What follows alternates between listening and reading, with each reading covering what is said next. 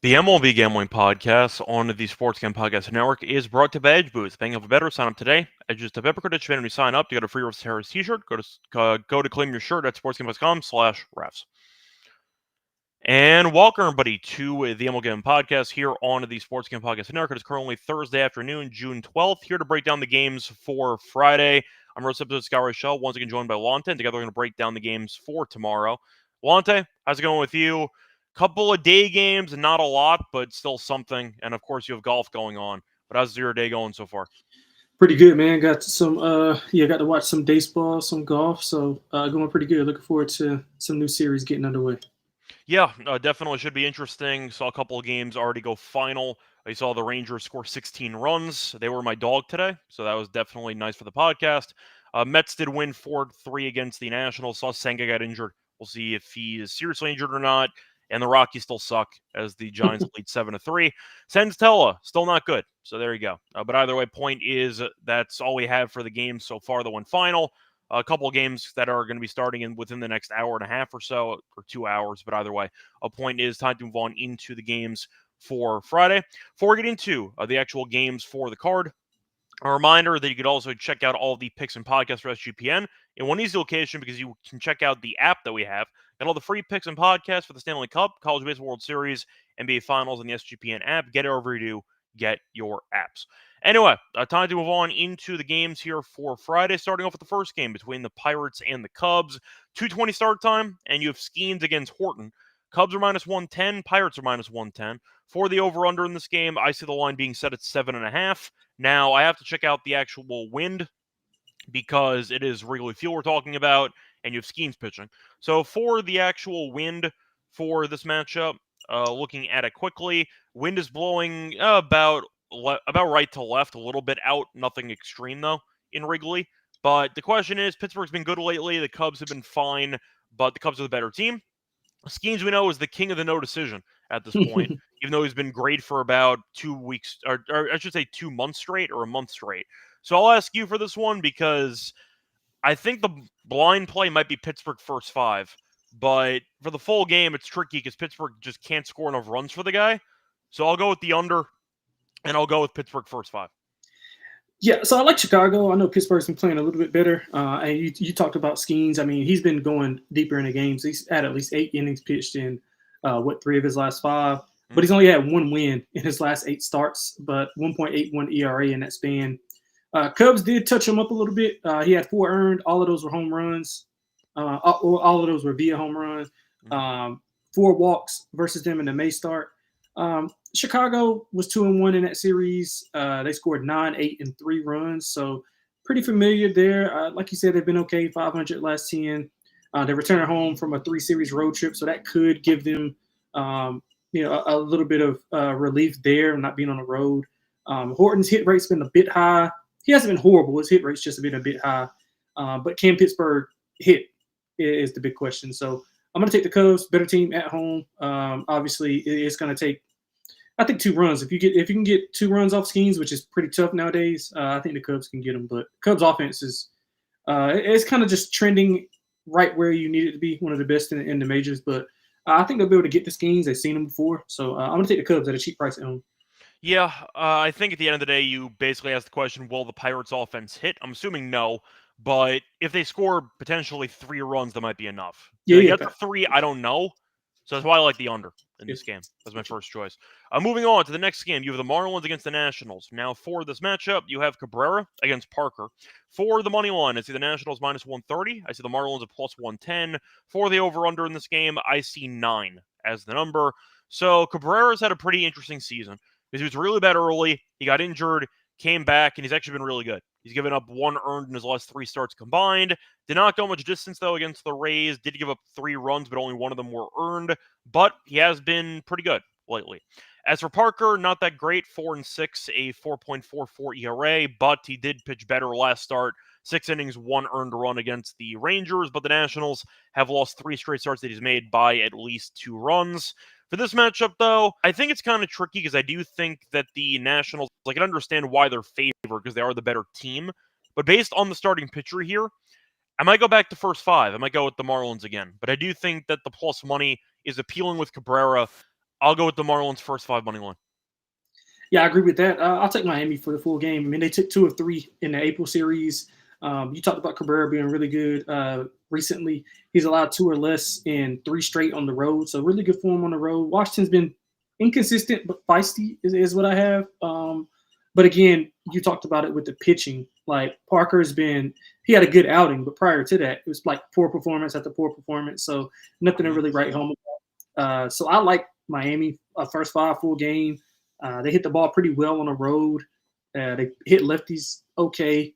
And I think Miami's offenses will be able to score. I think Washington will be able to score offensively as well. So I like the over as my favorite play. All 3 of those games that they played, they flew over 15 runs, 13 runs, 11 runs in those 3 games. So I think we see a similar approach here. Both teams can maybe get to 5 runs and we get over this number. So I like Miami and over. Yeah. Moving on to the next game, you have the Blue Jays taking on the Phillies. For this one, you have Gausman against Suarez, and now a warning, we're missing a decent amount of lines on the card. This game is not going to be one of them. We do have lines on it, but I just wanted to mention before I forgot, there are some games we're going to get to where we're going to have a lot of blank overall sides, totals, etc. Just keep that in mind. Point is, though, for the matchup, you have Suarez, who's a favorite, minus 130. Gausman is plus 110. For the over-under, I see 8.5 or 8 to shop around, try to find whatever number that you do like the most. And for the recent form, yeah, Toronto's 8 over. They've been really good. They've won 7 of their last 8. If you want to go back even further, they have actually won 12 of their last 13. Mm-hmm. Or 12 of their last 14, I mean. They've been rolling at this point. So I'm going to ask you, because I do think Suarez, I can understand why he's favored. Philly's been good at home. Toronto not so much on the road, but based on current form, Toronto might be underpriced. 135 with no Harper, I think, is asking a lot of this Phillies offense. They were good yesterday. Ben Brown's not very good in general, and they won the game, but I have not been that sold by Phillies form lately. But based on current form, plus 115 for Toronto, I think it's kind of appealing. Give me Toronto. Yeah, I like that as well. Toronto's been really, really good. They actually took 2 of 3 earlier in the month. I think that's probably about when that streak started against Philly when they were at home. You mentioned it, 8-2 in their last 10. They were 6-1 on a current road trip, hitting about 280 in that span. They're really good against lefties. They are 270 versus lefties. Gosman's been solid over his last few months. I mean, 7 earned in his last 4 on the road. That's pretty damn good. And Philly, I thought they played a soft schedule, and now they're getting into playing, some decent teams, and they've struggled a bit. 3-7 in their last 10, not really hitting the ball well. They're under 230 in that span. Suarez has been okay, but I think this is more of a fade of Philly as a whole and then a play on Toronto as they are in better form. Mm-hmm. I think the pitching can kind of offset each other, but I think Toronto has a better offense right now in current form, and I think they'll win this game right here. Yeah, I can get behind that. I think that it's a team that was, I don't even say injured, but it just felt like everyone was not really contributing as much as they needed to. But now you're looking at the lineup and you're looking at, for example, Bichette, you're looking at Vlad, you're looking at all the guys at the top. I mean, if you want to actually just look at Toronto quickly for the runs that they've scored recently, 5-10, 5-3, that's the game they lost, 5-6-9. Like, they walk into 5 runs almost every game. So offensively, they've been great. Bichette's been very good. Vlad has had a fine season. I mean, he's batting 278. The home runs aren't there, but he has an on base of 380. Clement's been very good. You want to mention Barger, who's been really good as well. He has 7 home runs, which kind of came out of nowhere. Springer's got 10 home runs. He's actually been healthy for once. Kirk's been good. A lot of guys in that lineup are kind of contributing. So shout out to them for kind of figuring it out for now. And we'll see if they can keep it rolling. But I like the plus money for them in this game. I see Darrell in the comment section mentioning that the Blue Jays are playing well. Yeah, I do think that Toronto has kind of found themselves a nice groove. We'll see how they do moving forward.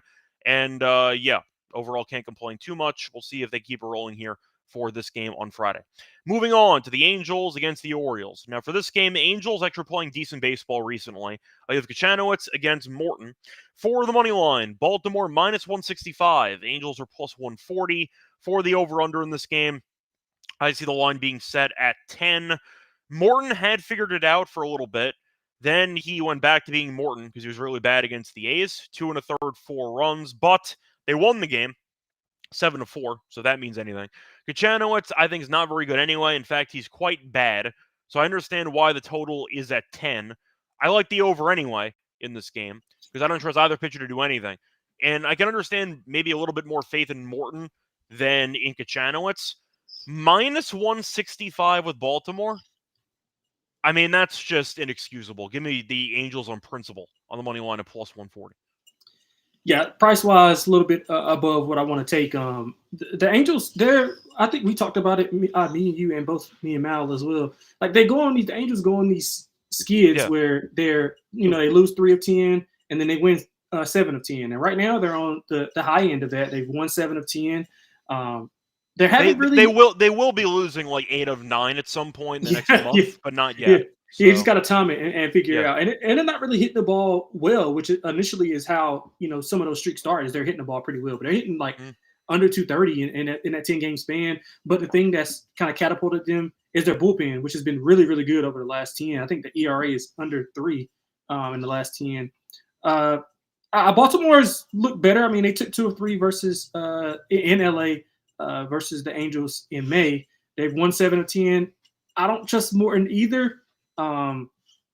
He's just like, so basically he's been better. Like since giving up 7 earned in Cincinnati in late April, he's had 2 or less in 5 straight at home. So he's been really good at home. He was really good to end May and to start of June until, his most recent start. But the price wise, I can't get with the price. I like the over. I was hoping this was going to be around like 130-ish, but I guess I couldn't do it. I guess it's because of the pitching for the Angels. But I would look at the over, and if you had to play something, I would just get more bang for your buck and play Baltimore minus 1.5 if you had to get the plus money. I mean, I still feel like it's just based on principle. I just can't take Baltimore in this game. No, I agree with you. Yeah, I agree with you. Yeah. So you're mentioning the run line. If you want to just swing for the fences with the Angels, I really don't mind it. Even if you think that Morton's better than Kachanowicz. Yeah, I would rather lose. I mean, I would take more swing and lose 160. I would not want to. I would lose $100 versus losing 162. I mean, it's just price wise. I just would rather. Yeah, that's how I feel. I was gonna say if you want to go for the Angels minus 1.5, you can consider that for fun. But they have been winning some 1-run games recently, which might make this a bit of a sweat. But I mean, they've won 5 of 6. They're playing solid ball. Swept Oakland. I know Oakland sucks. Those were all home games, but they did take 2 out of 3 against Boston, who's not very good either. But the point is, Baltimore is not good either. So, yeah, I'll just go with the Angels for plus money for that one. Yes, I understand, Nathan, that backing Kachanowicz is definitely not how you want to go about spending your money, but I'd rather do that than laying 165 with Morton. It's kind of my counter argument for that one. Moving on to this matchup between the Reds and the Tigers. For this one, looking at the actual matchup itself, Tigers have Skubal going tonight, so we'll see how they look. But for this game, you have the matchup between Martinez and Montero. Now we get to the games where we have no lines. So we are going to have a couple of games here with no lines. We have nothing to talk about besides who we think is going to win the game. Tigers should be favored by a decent amount because they are at home. But Martinez has been pretty decent this season, 3.7 ERA. He's been pretty consistent. He had 1 bad start against the Cubs on the road, but then he bounced back and shut down the Diamondbacks for 1 earned runs over 6. Montero's been okay, 2-1, 4.3 ERA, basically the same numbers home and road. Not good last start at home, though, against the Cubs, 5 2/3, and he gave up 4 runs, 3 home runs. I'll go Martinez here. I'll go with the Reds. It's not really a strong opinion, but I'm trying to guesstimate what the price will be. Detroit should be a decent favorite because of the record differential, but I think Martinez is better than Montero. I think Martinez is actually pretty good. So I'll go with the Reds to get the job done here at what should be plus money.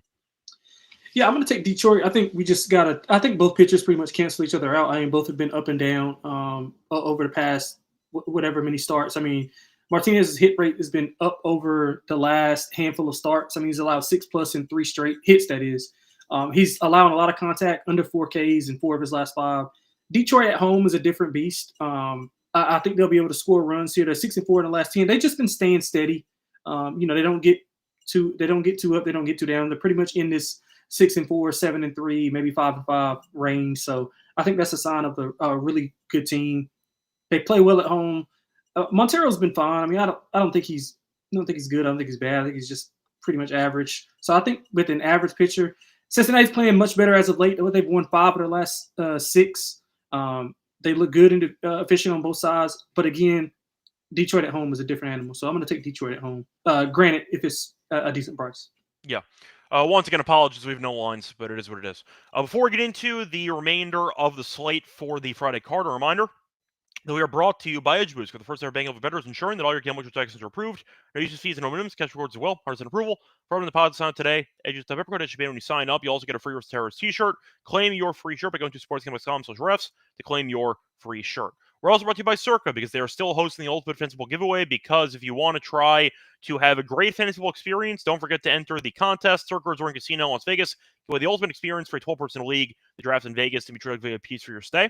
Get a limo ride from the airport, a 5K tab for a stadium swim, and a hotel stay for you and your 11 league mates. And you could always get a 15% off everything on the Circa properties with the code SGP15. Enter the contest for free at sportsgambling.com/circa, sportsgambling.com/CIRCA. Welcome back, everyone, to the MLB Gambling Podcast. Finished going with the first couple games on the card for Friday. Time to keep rolling here with the Yankees against the Red Sox. They faced off a week ago. This time they're going to be in Fenway. You have Yarbrough against Crochet. Now, we have no lines in this game either, but I'm assuming the Red Sox will be a decent favorite because Crochet is pitching, and the fact is Yarbrough was...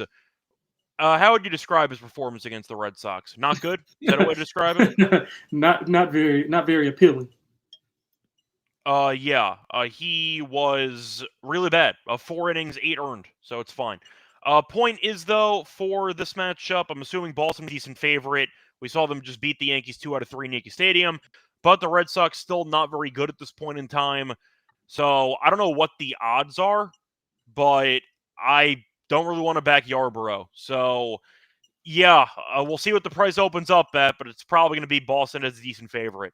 Any interest in the Yankees? They woke up against Kansas City. Yeah, they kind of own Kansas City. Yeah, they do, and they did last year as well in the postseason. So, yeah, do you have any takeaways? Because I think it's Crochet or pass, but it depends on how big the price is. Yeah, that was my go-to. Depends on how big the price is for the Yankees, because they have looked really good offensively against Kansas City. Now, whether you want to credit that to just them owning a team or what, but I think they get a little revenge in Boston. But maybe not in this game, but I think they're going to dominate the series. I wouldn't be surprised if they win this game. I'm looking at a high-scoring game because, as you saw, I mean, you talked about the runs that he gave up. Crochet's coming off his worst performance of the year versus the Yankees. He gave up 5, so they've seen him, and I think offensively they'll be fine. But I think both teams will score runs. That's probably my better bet. Will be the over. Both teams over in 6 of their last 10.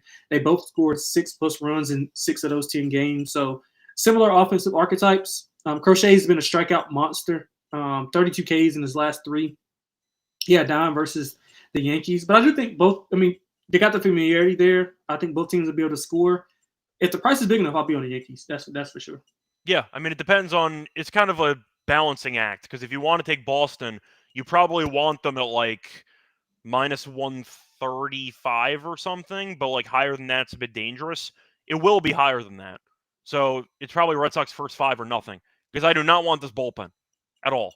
I do not want this bullpen. I don't trust either bullpen, but the Yankees bullpen is better than Boston. Runs. Yeah, you could argue the over's the move. I mean, the Yankees did some damage to Crochet. Yarbrough just got killed in his last start. So they hit him well. They did. So maybe the over is worth a look too. But yeah, Boston looked good against the Yankees. It was the only series they got up for in the last month. So we'll see how they do in this one. Moving on, though, to the next game. You have the Rays against the Mets. Mets keep winning. They won again today. For this matchup, though, Mets have Holmes pitching. You have the Rays using Bradley. For the Mets, minus 165. For the Rays, plus 140. For the over-under in this game, I see 8 as the total. For the weather, at least I'm going to bring it up because it is a pretty low total. Winds blowing out to left field at about 8 miles per hour. So wind could play a factor in this game, but I do think I like the under anyway. Bradley's been quite good lately, and Holmes has been good too.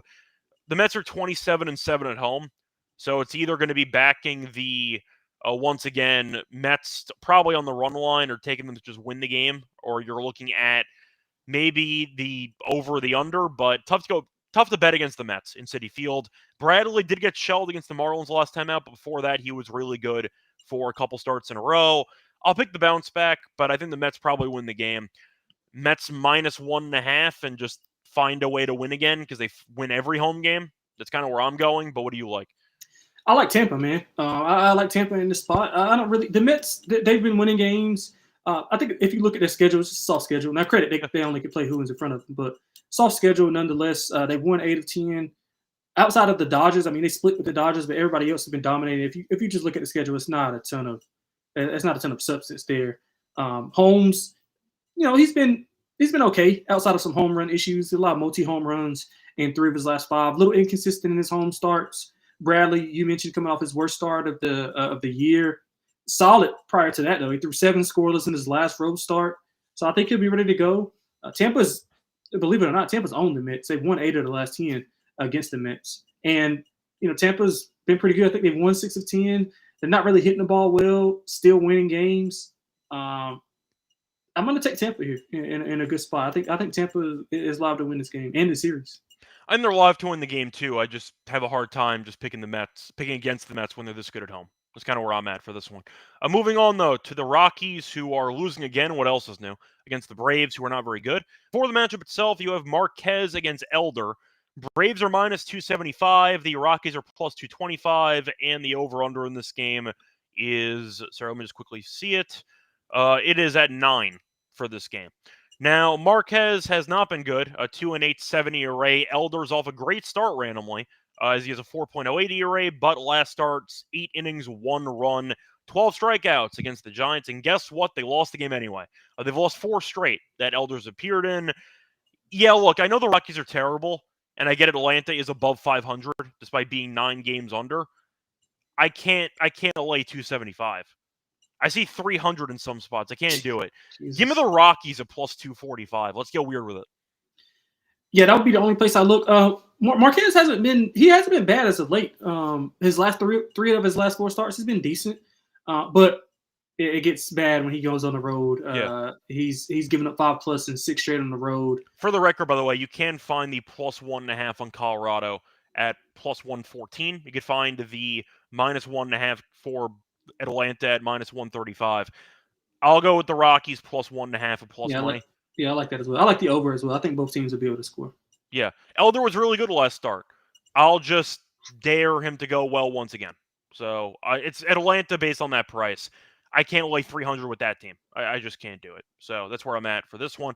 Moving on to the next game. You have the White Sox against the Rangers. For this matchup, you have Hauser against we don't know.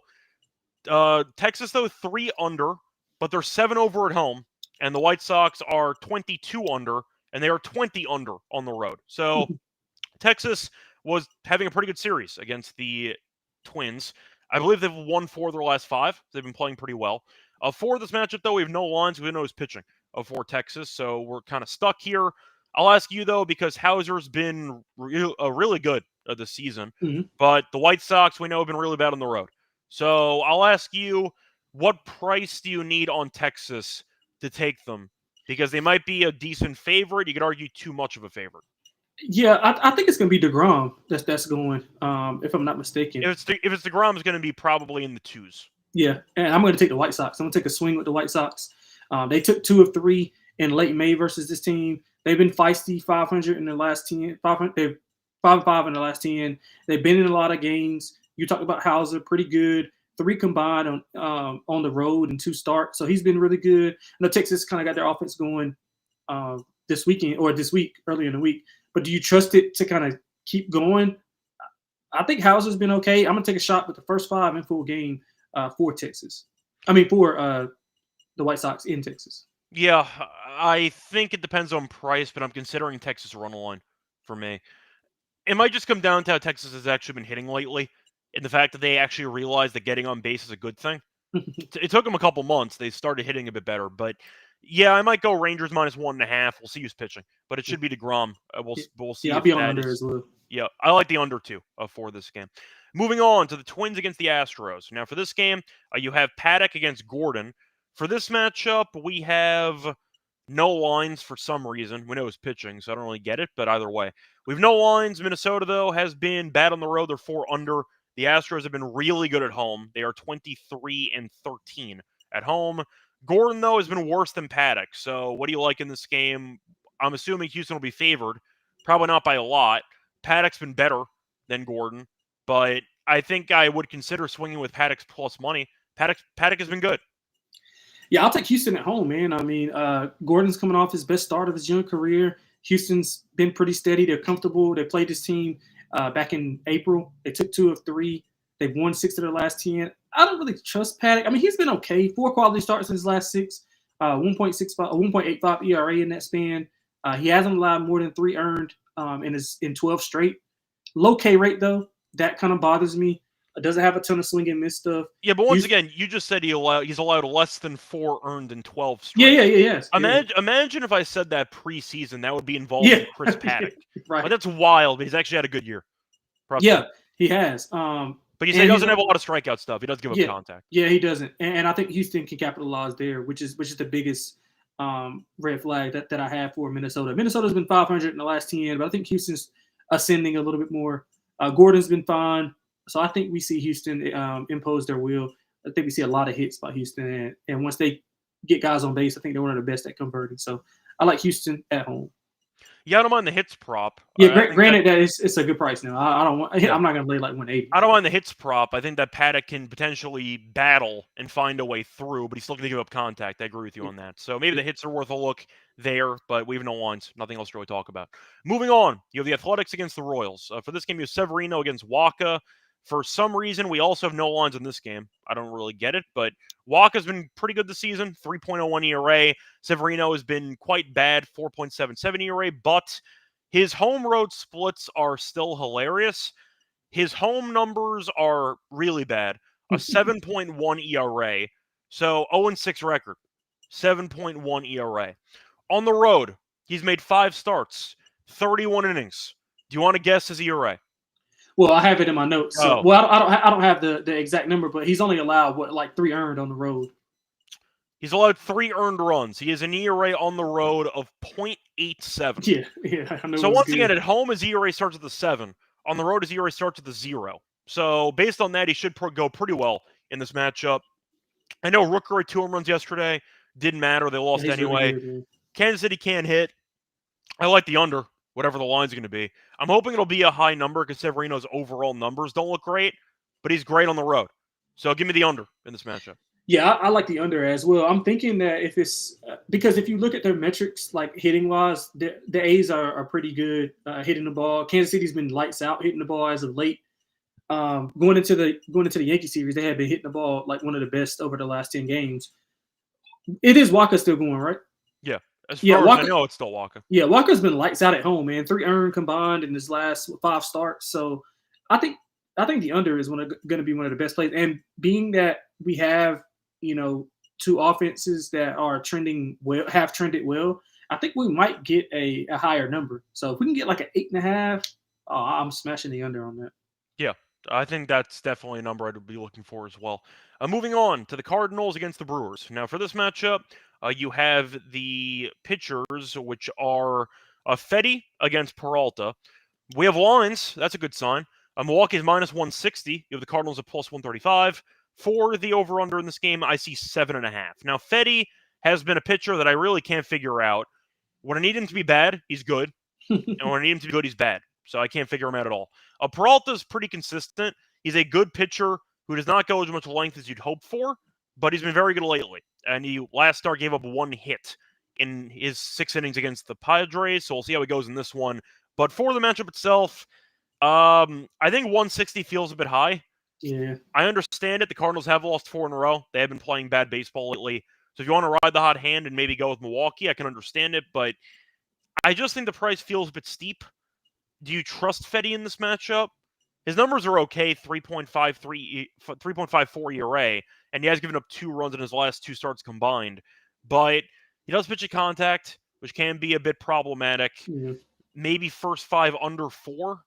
Like I don't have a lot of strength in this opinion, but give me a lower scoring start to this game.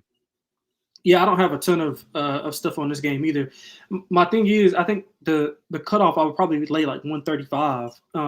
But like I think Milwaukee wins, but I just don't want to lay that big of a number. And St. Louis, they took 2 of 3 in April. all of those games are pretty competitive, but they've been struggling as of late. They're 3-7 in their last 10.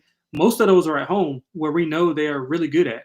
So now they're on the road against Milwaukee's been 500 the last 10, just like kind of treading water. And they started out really, really hot for the month of June. So it's tough for me. I would probably go Milwaukee, but I don't love it.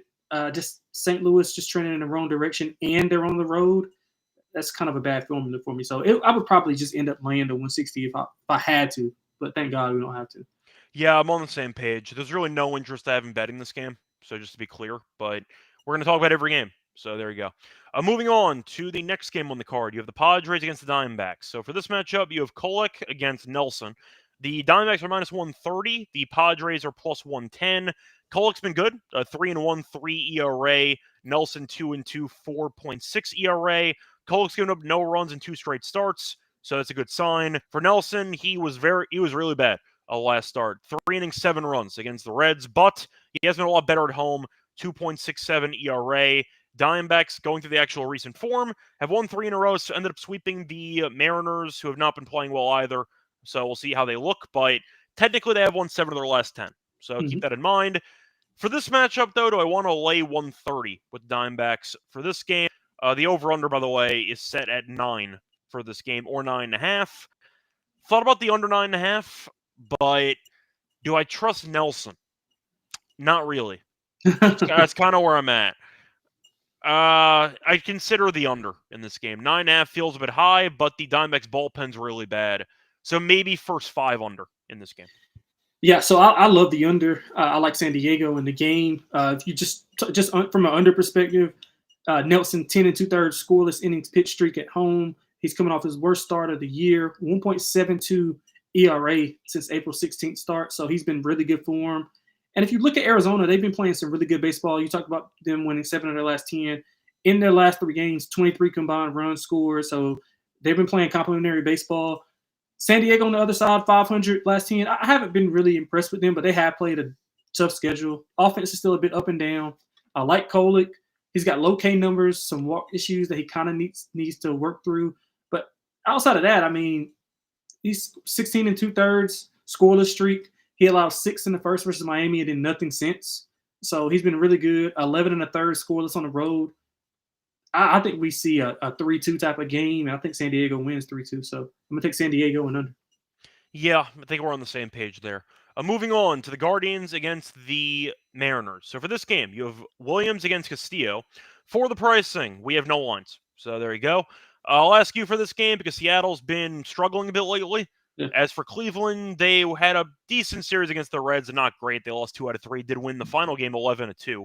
They have lost 5 of their last 7. So not really playing great ball for either side. Castillo, I think, has been better this season, but you could argue both pitchers can be volatile at times. Mm-hmm. I'll ask you what you like in this one because I think Williams is fine. The issue is the lack of length can be concerning. Hasn't been better lately, though. He has gone at least 6 innings in 3 of the last 4. Castillo, once again, good stuff, but does get, I'd say, beat up occasionally. Is giving up roughly a hit per inning, just by comparison. Been good at home, though. A 2.25 ERA at home. I'll ask what you like, because I think I'm considering the under in this game, and I'll just go from there. It's probably going to be at 7 or 7.5. Yep. I'll go under, but it's not really a strong opinion. Yeah, I like Seattle on under. You talked about Castillo, 2 earned runs or less in 6 of his 7 home starts, so he's been lights out at home. He was going pretty well prior to his last start. He had pitched extremely well after not starting off so hot. Williams on the other side, low hit rate over the last few starts, under 5 hits, and 5 of his last 6. He does have some walk issues. He's got 12 allowed in his last 3. He does pitch well on the road, but do I really trust – I don't really trust either of these teams, to be honest, but I'm going with a better pitcher at home. Seattle, we just talked about them getting swept by Arizona. I think they are back home, and they are going to play well. I'm going to trust Castillo here at home against Cleveland. Probably be – if it's price dependent, of course. If it's a good price, I'll be on Seattle, and I'll take the under as well, if it's, decent price. Yeah. I do want to ask you, though, when you say decent price, what number is in your head? Anything 150 or lower, I would take Seattle. I think I would probably go 135 or lower. I'll cut it a bit shorter because I don't trust either team. So I feel like Seattle, who was in first place for a decent portion of the season, they're under 500. That's how bad they've been. They're now below 500. So, yeah, every Seattle season feels the same. Yeah, so I don't really want to back them at that price. It would be like 130 or lower, but I would rather take the under for this wasting game. that good pitching staff, man. Like always. Anyway, time to move on to the last game on the card. You have the Giants taking on the Dodgers. You have Webb against Yamamoto. For the money line, Dodgers minus 165. The Giants are plus 140. For the over-under in this game, it's at 7.5. So you're looking at what should be a low-scoring game. Now, Webb we know is incredible at home. On the road, he's not nearly as good. Story every year with him. But his ERA on the road is still below 4. It's 3.95, not great, but worth mentioning. Now, I do want to point out that Yamamoto this season has been good as well. A 2.2 ERA, been worse at home technically. He was kind of, I'd say, balancing out good starts and bad starts, but he did give up no runs against the Cardinals last start. They did lose the game 2-1, but he pitched well. So for this matchup, to be honest, I'm kind of shocked the number's at 7.5. I thought it was going to be a flat 7. I get that Webb's on the road, and maybe that's why, but I really thought it was going to be 7. And yes, the Giants offensively have been good over the last few days. Yeah. In course against the Rockies. So that doesn't mean anything to me. I like the under in this game. I think if you want to go for the Giants, I'm not going to stop you. You could argue that maybe it's a game where the Giants are able to get up for this one. Maybe some of the hot bats carry over into LA. Probably not, but still, point is you're going to make the argument that that's possible. The Dodgers haven't been very good. They're 3-3 in their last 6. They've kind of just been hovering. Yeah. And right now, they're only half a game ahead of the Giants. Giants have won 7 in a row. So if you want to back the team that's about to win 8 straight, getting plus money, there might be value on that. Yeah. Give me the Giants who've won 7 straight, potentially 8 straight in the next hour. Keep it in mind, but give me the Giants in the under. Yeah, I'm going to go opposite way. I like the Dodgers in this spot. I mean, you talked about it. They've been 500 the last 10 games. They've been hovering around 500 like for the past like month and a half. And again, I think I said this on another show. Like, I think they're just doing we do basketball. So I think they're doing their typical really good team in the middle of the season, about to be All-Star break. Like, they're just going along. They're going to get guys back, probably make a move or two, and then they're just going to ascend and show why they're the best team in baseball. So I think that's a little bit in there, kind of picking their spots. And I think this is a spot that you're coming in, a team in your division that you're only a half game up on. They've won 8 of 10, 7 in a row, got a good pitcher on the mound. I do think that Yamamoto's been steady. He's shown a little bit of chink in his armor, but he's still been steady. Webb, I think some regression is looming for him. So what I looked at was he's got a high hit rate, but he's not resulting in a lot of runs. Just for instance, in his last 4 games, he's allowed 29 hits, but only 8 runs. So I think that has to balance out a little bit more. You don't want to give up hits against the Dodgers. I mean, that's just a team that you don't want to let them get on base because they thrive in those situations. So I'm going to lay it with the Dodgers. I think it's one of my favorite plays on the board. All right. That's going to wrap it up, though, for the actual card. Time to move on into the lock and dog picks. For that, the reminder, they're brought to you by our sponsor, which is Underdog Fantasy, because they're still going along for the NBA Finals with their extender bonus. Hop in Game 1. The longer the series goes, the bigger the bonus gets. And a reminder, when you sign up for a new account, use the code MLB SGPN to get a special pick and a first-time visit offer up to $1K in bonus cash on fantasy promo code MLB SGPN.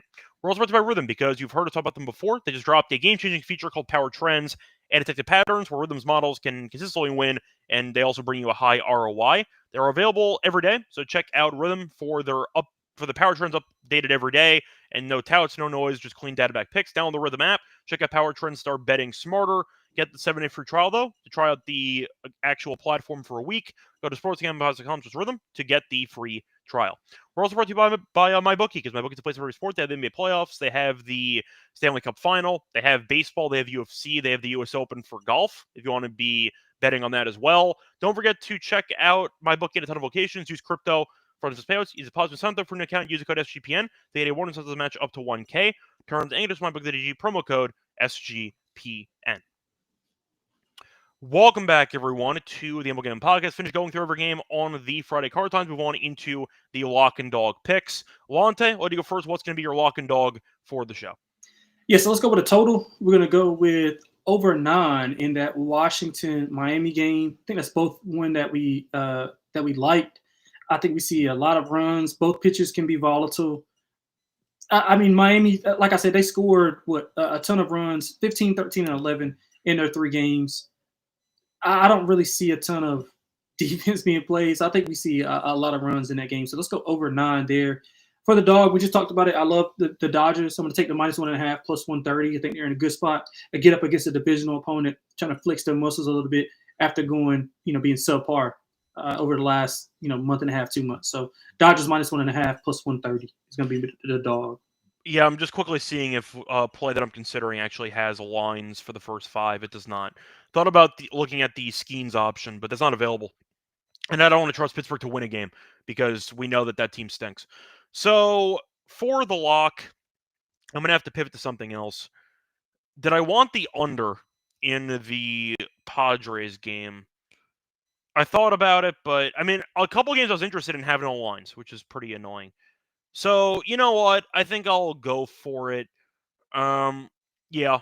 I will go with the Sorry, just trying to look to see if there's anything else I'm tempted by. I know what my dog's going to be. So I just got to see what my lock is going to be here. Yeah, you know what? I think I'm actually going to go with something, I'd say a bit unexpected, at least based on how we've been talking about the games. I like the first 5 under in that Giants and Dodgers game. I think you can get 4 as a flat number, which I like. Yamamoto against Webb. I know you mentioned Dodgers can guys on base. The offense, though, has been fine. Nothing special recently. And Yamamoto's been good, too. Giants' offense has been good. Face off against the Rockies, though, 3 times in a row. That does help pad your numbers. I see a low-scoring game, but I'll go with the first 5 here. I'm surprised this number is not 7.5 for the full game. So I'll capitalize on that for the first 5 as well, because it's usually correlated. Give me the first 5 under, probably 4. Between the Giants and the Dodgers is my lock. No price, though. Apologies there. For my dog, I'm going to go with the Blue Jays, actually, at around plus 115, plus 116. They've been in good form. I like the price. Suarez can go fine, so can Gausman, but with no Harper, the offense just has not been as good lately. Toronto's been cooking.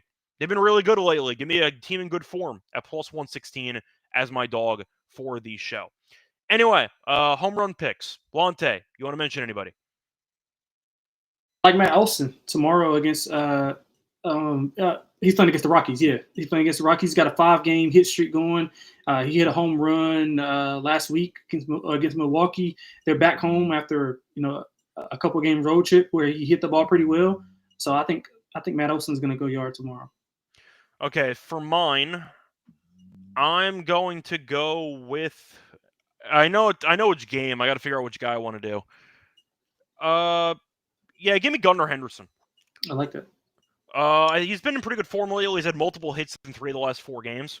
And the fact is, Kachanowicz, we know, is really bad, but lefties are batting .316 against him, and the total's at 10. I think he stinks, Kachanowicz. So give me the Gunnar Henderson home run here in that game on Friday.